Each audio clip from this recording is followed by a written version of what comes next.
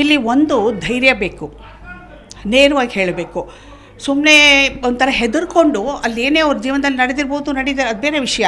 But ಏನಾದರೂ ನಡೆದಿದ್ರೆ ಹೇಳಬೇಕು ಅಂದರೆ ಧೈರ್ಯವಾಗಿ, ಅಲ್ಲಿ ಸುತ್ತಮುತ್ತ ಜನಕ್ಕೆ ಹೇಳೋಕ್ಕೆ ಇಷ್ಟ ಇಲ್ಲದೇ ಇದ್ದರು ಅವರಿಗೆ ಅಂತ ಯಾರಾದರೂ ಒಬ್ಬರು ಆಪ್ತರು ಇರ್ತಾರಲ್ಲ, ಆಪ್ತರ ಹತ್ರ ಬಂದು ಮೊದಲು ಹೇಳ್ಕೋಬೇಕು, ಈ ರೀತಿ ನಡೀತಾ ಇದೆ ನನ್ನ ಜೀವನದಲ್ಲಿ, ಈ ರೀತಿ ಇಂಥ ವ್ಯಕ್ತಿ ಈ ರೀತಿ ನಡ್ಕೋತಾ ಇದ್ದಾರೆ ಶೂಟಿಂಗಲ್ಲಿ ಅಂತ ಹೇಳಿದಾಗ ಇದನ್ನು ಬಹಿರಂಗಪಡಿಸೋದಾ, ಈಗಲೇ ಅವರಿಗೆ ಒಂದು ರೀತಿಯಲ್ಲಿ ಹೇಳಬೇಕಾ, ಅವರು ದೂರ ಇರೋ ಒಂದು ವಿಷಯವಾಗಿ ಹೇಳಬೇಕಾದ್ರೆ ಮೊದಲೇ ಸೂಚನೆ ಕೊಡಬೇಕು.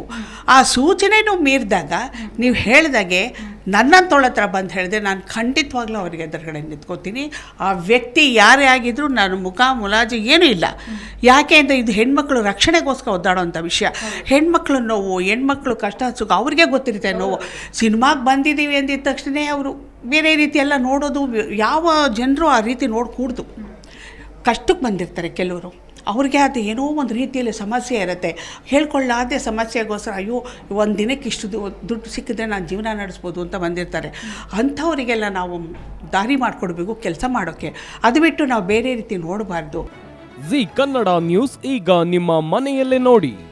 ಎಲ್ಲ ಕೇಬಲ್ಗಳಲ್ಲಿ ಈಗ ಲಭ್ಯ.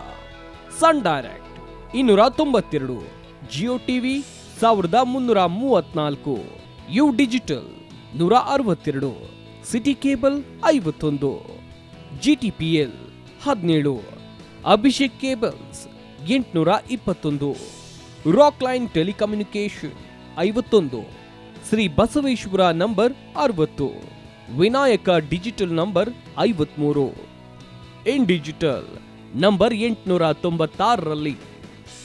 ನಿಮ್ಮಿಸ್ತದ ಜಿ ಕನ್ನಡ ನ್ಯೂಸ್ ನೋಡಿ ಆನಂದಿಸಿ.